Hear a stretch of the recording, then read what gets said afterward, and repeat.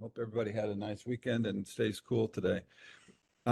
We're going to talk this morning about um, clinical diagnosis of facial pain using machine learning. I used the term AI mainly for attention gathering because people seem to respond to that. It's not A1, by the way, it's AI, just for those of you who aren't cognoscenti. So if you, and I'm joined by Obiashi, also known as James, who's going to be my backup for explaining the technicalities of the analysis that we did. Susan Bergman will not be joining us this morning, but she had the opportunity to give grand rounds about one aspect of this back in April, according to Shannon. So hopefully those of you that were here in the residency at that point knew, or at least experienced that and kind of had a flavor of what we're dealing with. And I think some of you have also worked with me in the clinic, and you have a pretty good understanding of the issues.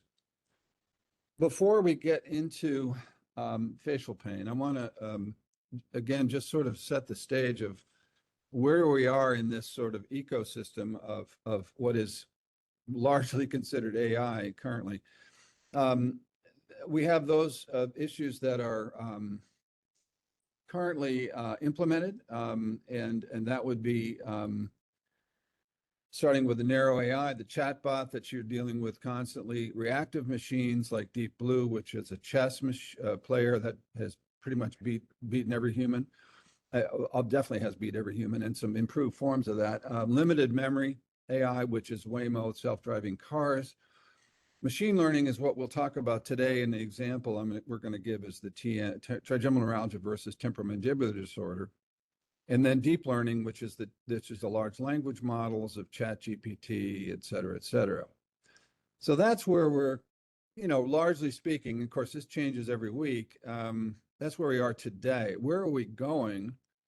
General AI, meaning the general intelligence, not there yet. Super intelligent, not even sure what that means, but just better. Theory of mind, again, I can't define that. Maybe some of you know better than I do. And then a self-aware AI, or sometimes called Terminator. That's where we're probably going a lot faster than we would imagine. So what could go wrong, right? AI does get it wrong and has gotten it wrong, and that's because of the nature of what it does. It only knows what it knows in machine learning. You can look at aspects of facial recognition, which has a race and gender bias, hiring algorithms that bias toward males, predictive policing and regarding neighborhoods, credit scoring, again, just reflective of societal inequalities, healthcare algorithms. You don't necessarily serve the needs of other groups, Black patients in particular.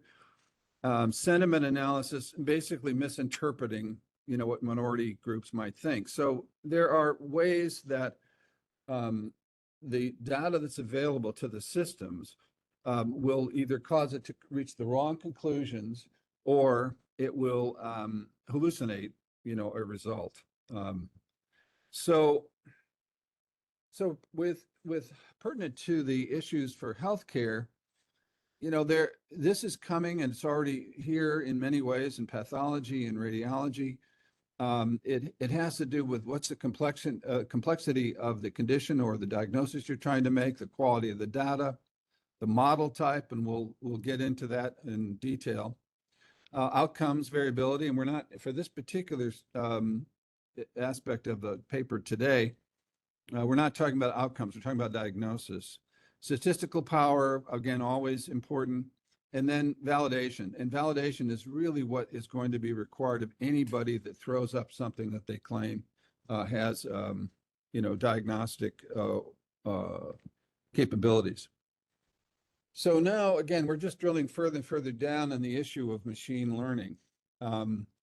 Machine learning models are built by a data set, and there's a variety of ways that can be done. Broadly speaking, you can do supervised machine learning, meaning labeled training sets and directing the model to those sets, and then unsupervised machine learning, that is basically looking at large data sets in a way that may be driven by policy or some sort of a protocol. That's also true of the reinforcement learning. But I don't want to get into the deep water on all these things. I want to focus on supervised machine learning and these two types of examples: classification models and regression models. So what are those? So classification means it takes categorical data in two discrete classes and tries to find out how to make that diagnosis. Logistic regression is a similar method. It's looking to a mostly dichotomous dependent variable, a target scheme. And again, Obi, if you have any dyspepsia about anything I'm saying, just feel free to jump right in here. Hearing nothing, I'll proceed. Okay. So again, further drilling down, we used, in this particular effort, we used three different supervised machine learning models: the random forest, the support vector machine, or sometimes called SVM, and logistic regression. Each one of these has its own strengths and weaknesses. The advantages, are, I think you'll see, but all of them, in a small data set, have a risk of overfitting, and we'll talk about what overfitting means in a moment. But both random forest and support vector machine can be very helpful for smaller data sets, and relatively speaking, our data set is pretty small. Logistic regression, again, we'll see that it can actually be quite helpful in making a yes/no kind of a differentiation. There is a term that you'll hear called bootstrapping, which is a little harder to define, and Obi might be able to help with that. But it means that you're using a model and in effect reorganizing the data to basically determine accuracy. I do believe that. Obi, why don't you say something about random forest and bootstrapping? Well, in this project that we used, we really focused a lot of our attention, as you see, with the random forest model. In that method, we also employed something called a five-fold cross-validation method. Again, as Dr. Birchall mentioned, validation is so important with these kinds of models. The difference between bootstrapping and validation that we use, bootstrapping is more kind of like a random sampling, as you do, of the data as you train some of these data models. The five-fold cross-validation, which we opted for, is a little bit more systematic and tends to lead the model away from overfitting as best as it can. That's mainly the sort of 10,000-foot view, if you will, of the difference between the two. Beautiful. I'm going to press on. This I resurrected from an article a couple of years ago, but basically what it generates is a understanding of the various strengths and weaknesses of these various models: random forest, the SVM, logistic regression. Again, I don't expect to dwell on this, but the fact is all three can be used for classification models, and one of them is maybe better for logistic. But it is something that, it does fit our methodology and the data we had. Again, if you looked all the way to the right, you'll see that there's a risk of the so-called overfitting, which we'll again get to in a sec. If for both the random forest and the SVM, and the logistic regression probably has the same liability for small data sets. So again, this is why validation is going to be so critical. So again, going back up to maybe 30,000 feet, when you're dealing with a machine learning problem, or you want to use a tool, a machine learning tool, you have to sort of decide how are you going to proceed. We're in the sort of that blue zone above. We're looking at supervised learning. We're looking at classification regression. We discussed that, and both have their strengths and weaknesses. We'll get to that, at least our results. Unsupervised learning is different, requiring much bigger data sets.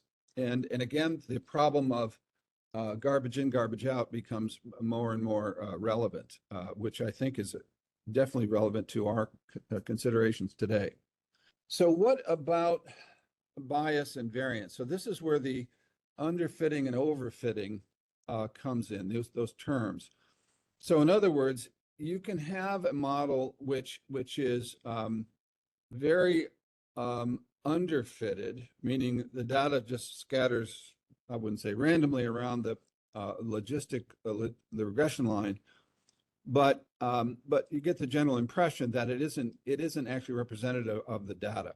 That would be the red line in the slide on the top. Then there's underfitting.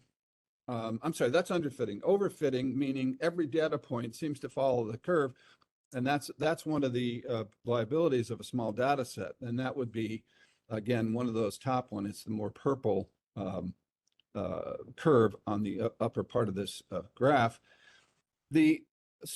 Obviously the Goldilocks zone is the best fit, and that's basically giving you long training phase, but also low error.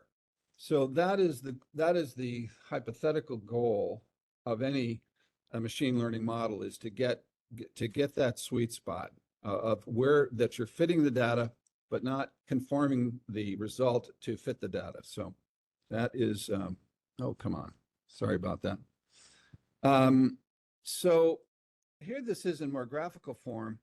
You know, you have categorical data. This is logistic regression, basically yes and no, or, you know, very clearly differentiated groups.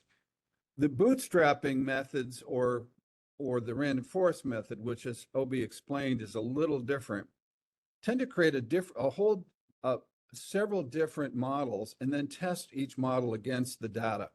The final one is this SVM model, which basically separates the data the best it can statistically, and then establishes a boundary between those two data sets. So again, just to reinforce the fact that we used all three methods to try to come up with an answer. So we didn't pick one of these, but that explains how these effectively work. And again, if people have questions, I hope I can answer, but feel free to chime in.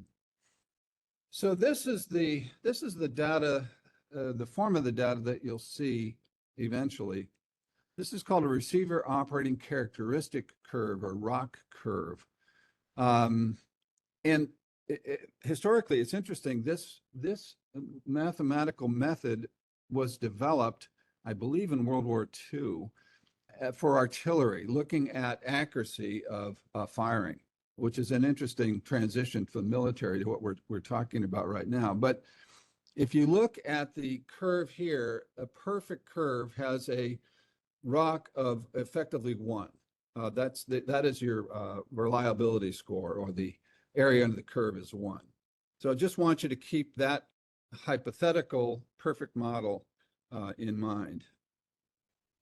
So I'm going to transition for the moment to just maybe reiterate some of the things that Dr. Bergman said back in April. There's no question, and for those of you who've been in the clinic with me know that facial pain is a very challenging diagnosis.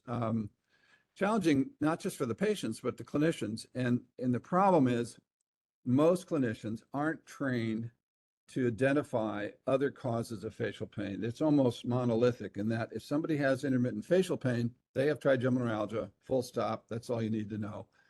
Turns out that's not true. Accurate diagnosis clearly is necessary. We, those of us in the clinical neurosciences, need to deal with this, and we deal with trigeminal neuralgia, at least we think we do. But a more common group of problems, which we'll see, can easily be confused. And I must admit, I'm confused from time to time too. These temporomandibular disorders are the source of confusion.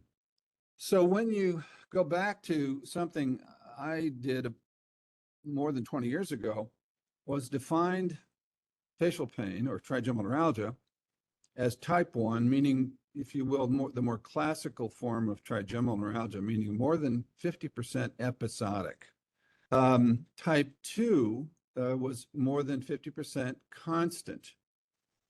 And that's where we'll be talking more about today. Other etiologies are more clear. Somebody who's had an injury, or they've had a rhizotomy, or they have MS or postherpetic neuralgia. Those cases sort of fall out, and you'll see in the later slide, they're pretty well self-diagnostic. I mean, in the sense that the history makes the diagnosis. So we're really dwelling on the types above in the primary onset category. So here was my original thought process, trying to be a lumper more than a splitter. Episodic pain more to the left of the curve, and constant pain more to the right. So a logical separation would be 50%. That's why I picked 50%. And my theory or thesis at that time was, as the nerve is more compressed, let's assume we think neurovascular compression is the cause, which it isn't many times, but let's assume that it is, that the more the nerve is compressed, a longer period of time should lead to neuropathy, and typical neuropathic pain is constant. So you go from a more, you might call an irritative form of neuropathy, meaning occasional bursts of activity from the nerve, to a more constant pain related to damage, real damage to the nerve. So that was the original idea. Now, the International Headache Society has a classification scheme for this, for facial pain, which, by the way, I don't agree with, but they define this trigeminal neuralgia, this paroxysmal pain. Everybody seems to be able to identify that. I mean, it isn't hard. You can almost diagnose this over the phone. You don't really need to necessarily examine the patients because the exam is normal. But it's interesting in that the ICHD3, which is the latest version, also requires neurovascular compression to have this more classical pain, which I strongly object to, because that's mixing imaging and clinical diagnosis. So I think they sort of bought the whole idea that neurovascular compression is the cause, hook, line, and sinker. And the fact is that's definitely not true. Now, this is the other diagnosis, just varies by one digit here, of classical trigeminal neuralgia with concomitant continuous pain. So-called atypical trigeminal neuralgia, and they even refer to my classification type 2, at least in this diagnosis. So they have superimposed episodic pain with background pain. Now we'll talk about this a little bit more, but basically patients with trigeminal neuralgia, the more classical form, will have they'll describe vague pains, or what sometimes people call pre-pains, in the same distribution, but it's nothing substantial. They may just know that there's something going on there, as opposed to the patients with the more atypical neuralgia, which they have very substantial pain, typically a grade 3 or 4 out of 10, maybe even more, sometimes more, which is not trigeminal neuralgia. So again, I think probably I won't live to see the change in this classification, but I think this is wrong. So what is TN2? I mean, goodness, I invented it. I should be able to describe it. Does it evolve from TN1? And the problem is it doesn't really happen. That was my model. We even had a study for a long time looking at patients who moved from one class to another. We never got any patients. I mean, maybe one over a couple of years. So that didn't seem to be very common. We do see some change in the MS patients because they have multiple rhizotomies, and they get more and more constant pain. But I actually think what they get is more and more TMD, because we're weakening their muscles constantly by these rhizotomies. And I guess the question is, can more common causes of facial pain be confused with TN? And that's absolutely true, because the temporomandibular disorders are about 1,000 times more likely, for all comers, than TN. This is the website with our old classification scheme on it. It it was really good for type 1. This is the sensitivity and specificity. And for type 1, we pretty much hit it out of the park, almost 100% on sensitivity, and specificity was 85%. But here in TN2, we didn't do so well. We had, so TN1's good, TN2, we had many false negatives, and we also had some false positives. So although the other diagnoses like neuropathic pain, the MS patients, postherpetic neuralgia, those again almost diagnose themselves if you just take a good history. So I'm not sure that's a source of confusion. So my conclusion way back when, that TN2 was a continuation of TN1 because of progressive neuropathy, is probably not true. It may be evolved towards TN2 due to denervation of the muscles related to multiple destructive procedures, and this is what we see with MS. So as Maynard Keynes and Winston Churchill and a bunch of other people have said, one way or another, is when the facts change, I got to change my mind, and that's what I'm in the process of doing. So again, here's the problem. The prevalence is so much more dominant for TMD than TN. Again, it's about a thousandfold roughly. Now, not all these patients with TMD have severe enough pain to see a neurologist or a neurosurgeon. Many people have mild forms of this.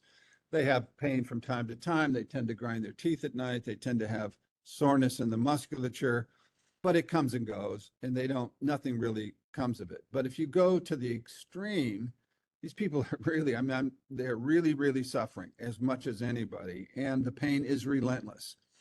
So these are the ones that we're dealing with in a clinic. Oftentimes this temporomandibular disorder is referred to as TMJ in quotes.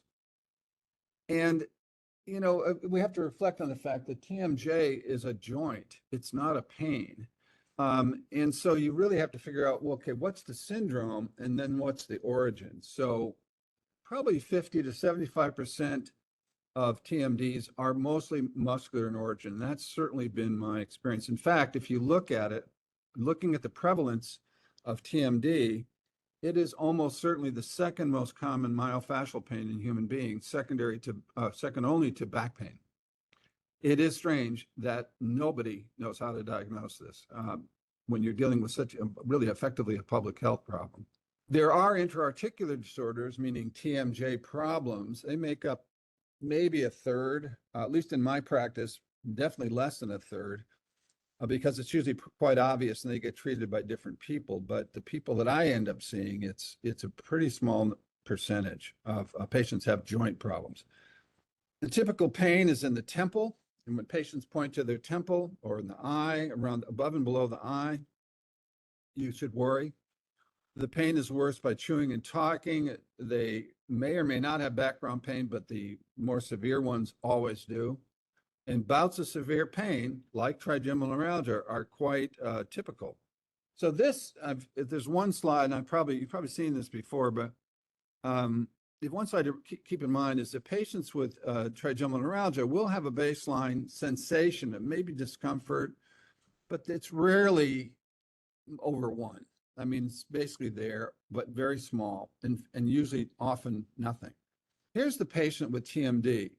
This pain is substantial. It is relentless. It's there morning, noon, and night.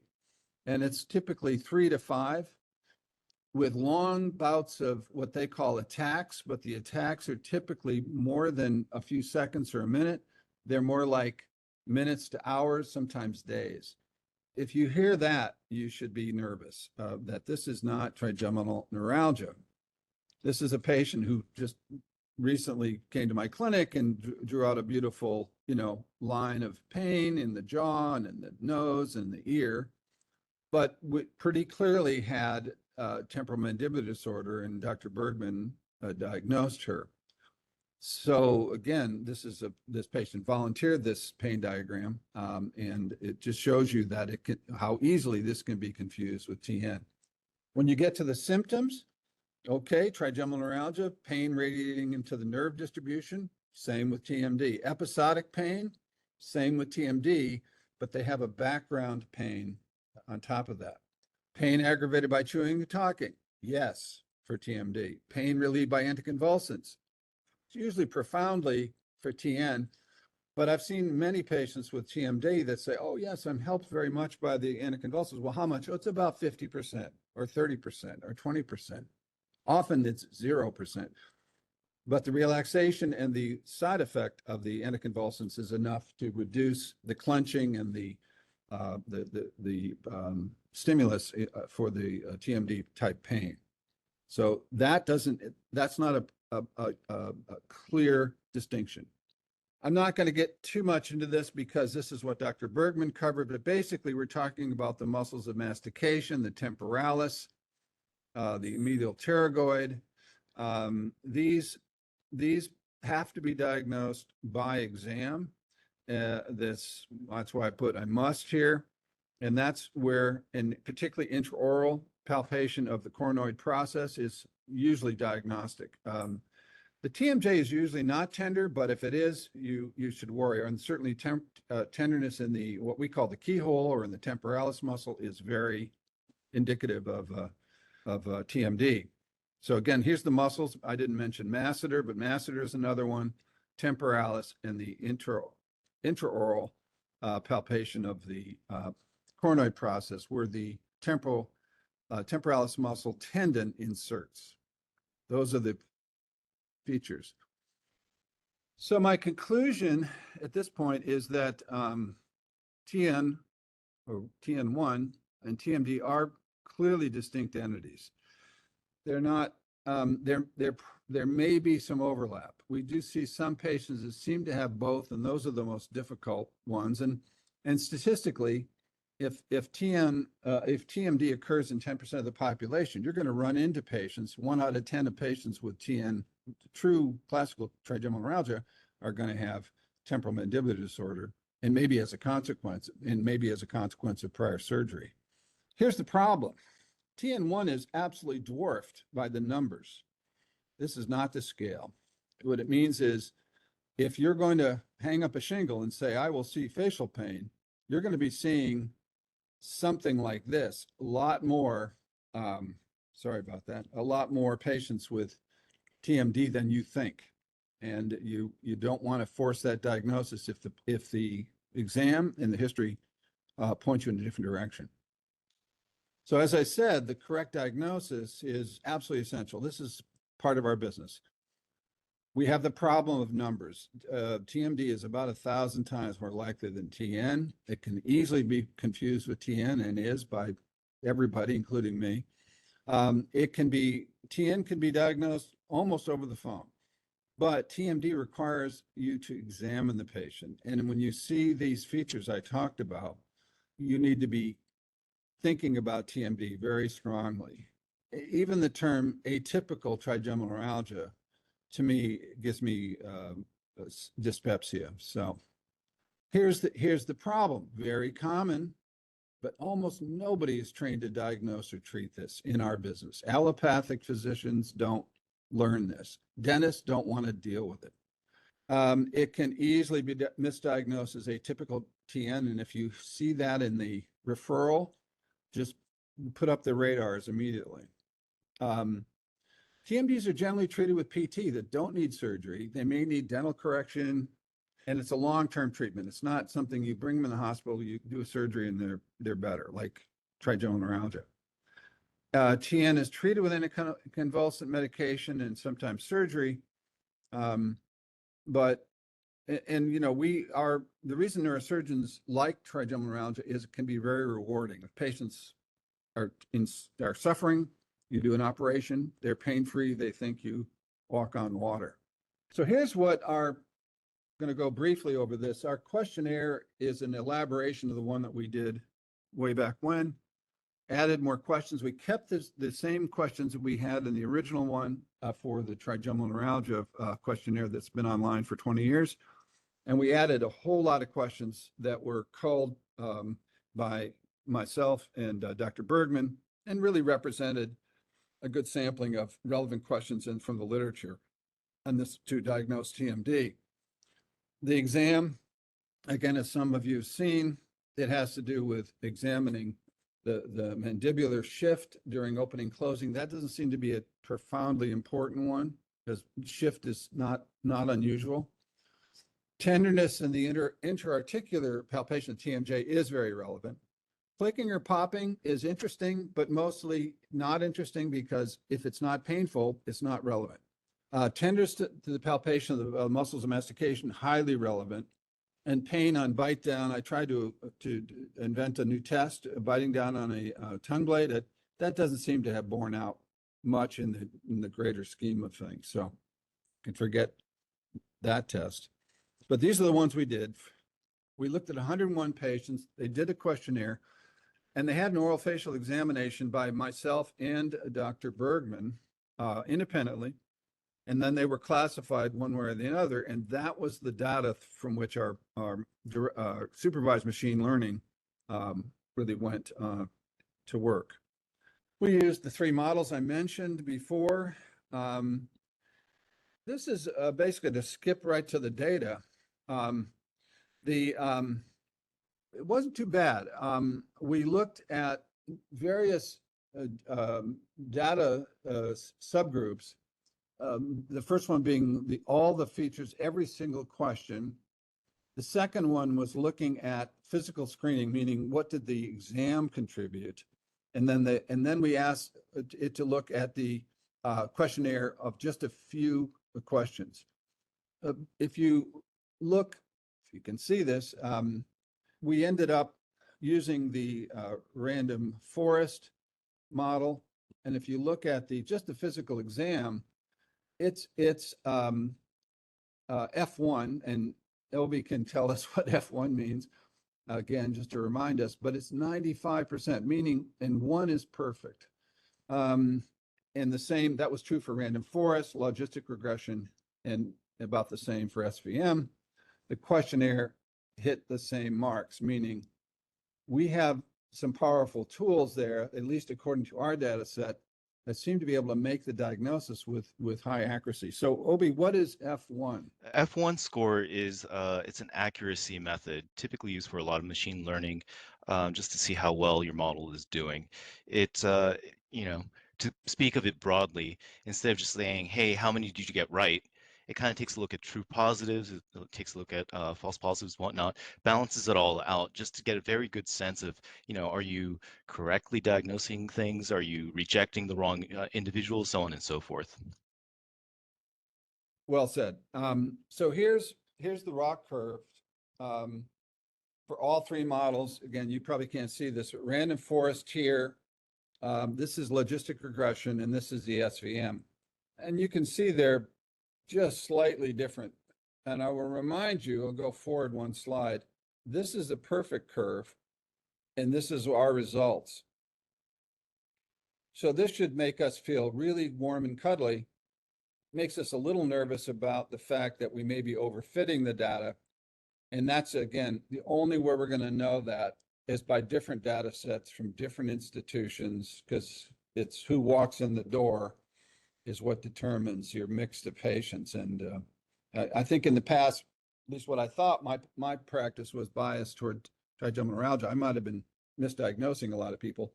But if you're dealing, again, if you have a reputation, been in place for a long time like I have, and the person to see with facial pain, eventually, the better you get, the more mixed your patient population is going to be. I think that's reasonably safe statement. So that's the perfect curve. I want to also point out the fact that I wish we had just 1 or 2 little tricks to make these diagnoses and to get to this accuracy that we have. The fact is that almost all the questions contributed something to the model. Now, there are some lead questions, but they're not leading by much. So tenderness and palpation of the joint, that seems to be pretty important. And then asking the question, again, that's an exam feature, but asking the question on the questionnaire, is your pain either entirely or mostly brief? seconds to minutes, unpredictable sensations, electrical, shocking, stabbing, shooting, that emerges.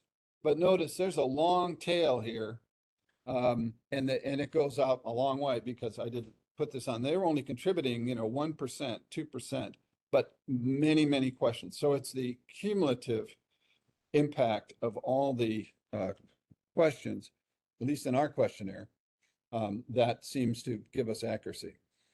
What's the limitation? As I've said, this needs to be validated. And I'm in the process of constructing a multi-institutional study to look at this. That's going to take a little time. And if anybody, by the way, gets sort of turned on about all this stuff and wants to work with me on this, come see me.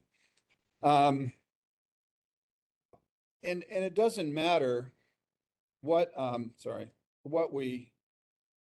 accurate this is, but you have to balance the AI tool, and that's what it is, with your clinical expertise, and to not be sort of, in a quantum fashion, just rely on algorithmic outputs like the machine learning model.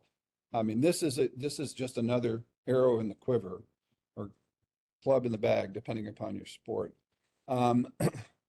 So, but this gives me hope because smaller samples still seem to be able to make important findings if it's based on rigorous criteria and on expert opinion. We found that at least in our population, we can reliably differentiate TMD and not TMD in our group with somewhere around a 90% accuracy.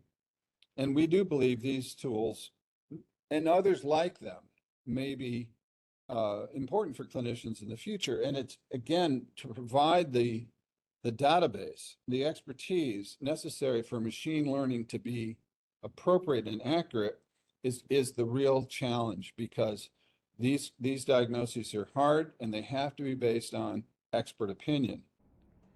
This work is now published online ahead of print, and we'll shortly have a print edition of this paper.